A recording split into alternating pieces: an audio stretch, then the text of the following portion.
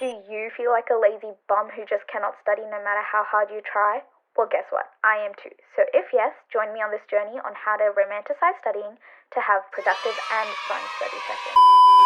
Hey guys, welcome back to my channel. It's me, Himara, and in today's video, as you have read by the title, is going to be a second video of the How to Romanticize series. But in today's episode, we're going to be doing how to romanticize studying, because in my last video there were a few comments about like studying and stuff, so hope you enjoy. A little disclaimer is that I use stuff on Pinterest and YouTube to make this video, so you'll probably hear a few like things that you've heard from other YouTube channels and stuff like that. So yeah, and some things may or may not work for you, but have a go anyways.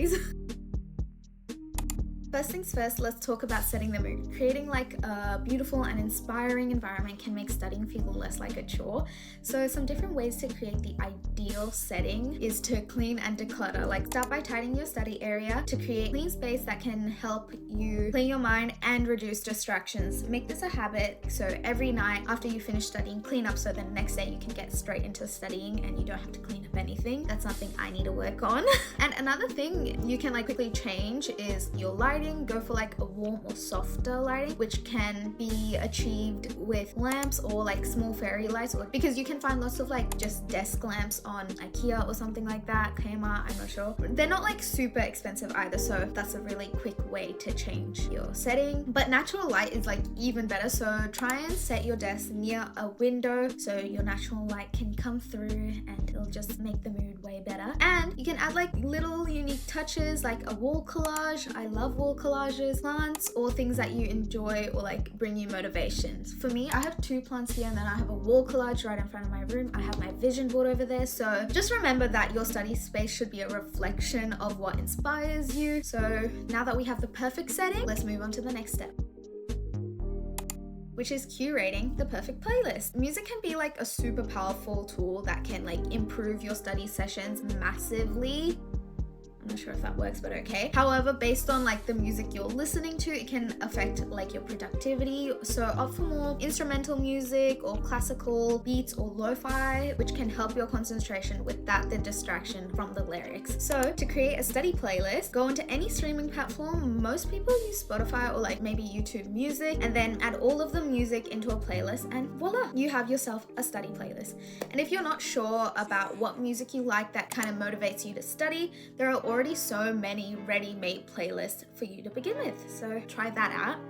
Oh, that sounded pretty rude. So try that out. Now that you have your cozy environment and a playlist for your study session, now we actually have to start studying. Now let's outline a simple but effective study routine. Step 1 is to set a schedule. Plan your study sessions and stick to a routine, since consistency is the most important. It is key. So use planners, digital ones or like real life ones, to track your study times, goals and to-dos. And here are some study methods that I've heard a lot of YouTubers say that are effective, and I'll try them out myself as well. So the first one is active recall. So the steps are to read a section of your material, and then after reading it, close your book and then recall as much as you can from whatever you've just read. Write down what you remember. It does not have to be everything, just whatever you remember. And then check your notes to see where you've missed some information. So keep on doing this until you have remembered everything. So this is a good way and very popular because it helps you find out and like identify which areas you need to improve in. Also, it moves the information from your short-term memory to your long-term memory as you're like actively recalling your information with your materials. The second technique is called the Feynman technique. So it's understand the concept that you are learning and then explain what the concept is to another person, or just say it out loud. It doesn't really matter. You could just say it to your parents, your siblings, your friends, to a camera, I don't know. And then when you get stuck, go back to your notes to remember what you were missing, and repeat until you can do it smooth and clearly. So this makes sure that you understand the lesson that you are learning, as you are like required to put it into like easier phrases, so it's easier to remember, and it highlights where you need to do your extra study, because that's where you missed like your cheat sheet where you have to go back to your notes. The third one is probably the one that I use the most. It's note-taking methods. Like note-takings, there are tons of different note-taking methods and ways to write down your notes. Here are a list of them and what they look like on paper. So this is the Cornell method, the mind map method, the brain dump method, the outlining method, and the sentencing method.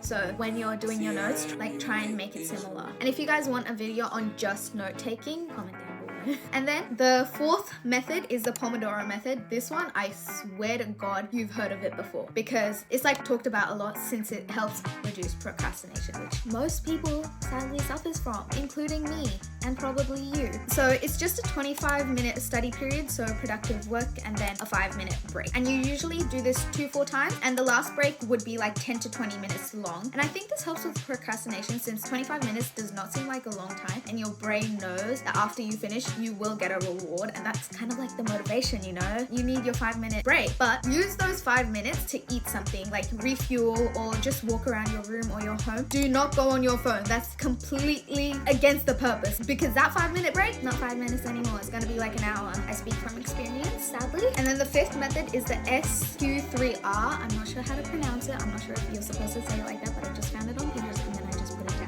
So the S stands for survey, so you look all over your material. The Q stands for question, so you create all of your own questions. And then the first R stands for read, so read over all of your material and then find the answers to your questions. The second R is recite, so then summarize it all in your own words. That's very important, so then you remember it based on what you made up in your mind. And then the last R is review, so go over your materials again and make sure you got it all right. You make sure that you're reading over and comprehending everything, and that like promotes critical thinking since you have to make your own questions. This is probably why teachers do this, like make up your own questions, we'll answer everybody's questions. So hopefully at least one of these will work for you, since having a structured routine can make study sessions feel less overwhelming and more tolerable. Okay, that sounds right. It is essential to keep your mind and body in top shape. So here are a few things that you can do to practice self-care while studying. So the first is to stay hydrated and fed. Keep a water bottle or a healthy snack near you to stay energized and hydrated. Some foods like you could like snack on are like maybe fruits, yogurt, nuts, like something like that.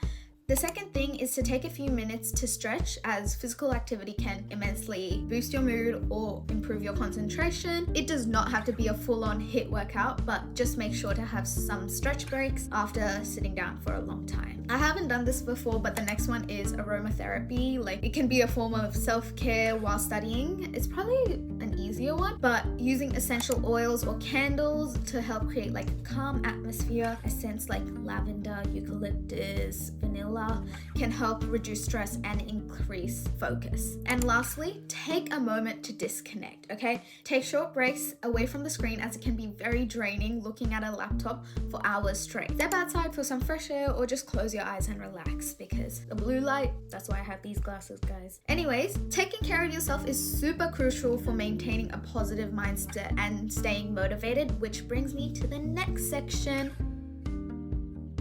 Finally, let's talk about staying motivated. One of the easiest and most effective ways to stay motivated is to set goals. Define clear and achievable goals, realistic ones, not becoming a billionaire, but dream big, I guess, for each study session. This gives you a sense of direction, and once you have completed it, a sense of accomplishment. So breaking larger tasks into smaller, more manageable tasks can also help. Create like an inspirational vision board.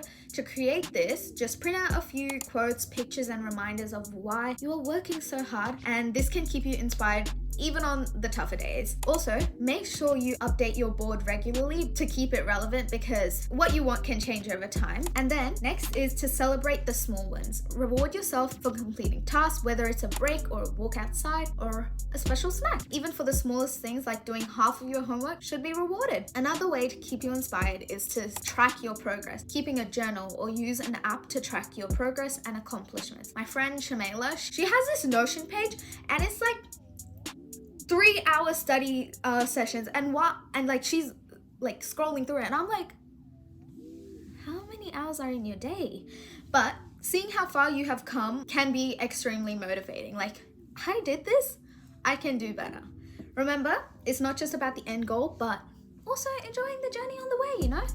Wow, that That was really motivational. That was really deep. Anyways, guys, that's it for today's guide on how to romanticize studying. I hope this guide has helped you transform your study sessions into something you look forward to and not something you dread. Comment down below what are some other things you want me to do a video on in this series, because I'm kind of stuck. But thank you so much for watching, and see you in the next one. Bye bye.